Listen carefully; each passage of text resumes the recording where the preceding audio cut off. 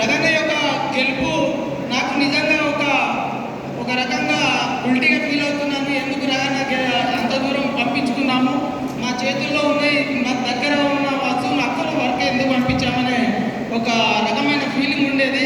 కాకుంటే మేరా భారత్ మహాన్ కావాలంటే ఇలాంటి నాయకత్వం ఒక అసెంబ్లీకి పరిమితం కాకుండా ఇలాంటి 7 పార్లమెంట్కి మనకి పోతే ఇంకా ఒక గొప్ప దేశాన్ని నిర్మించుకోవడానికి అవకాశం ఉంటుందని చెప్పేసి ఇంకా నాకు చాలా సంతోషం ఉంటుంది.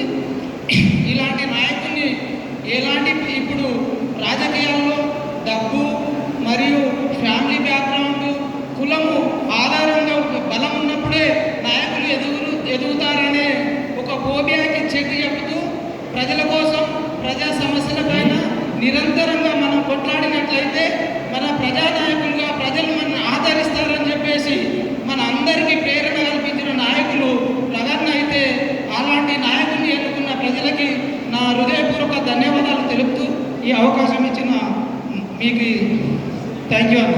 సో కంట్రిబ్యూటర్గా పనిచేసిన నన్ను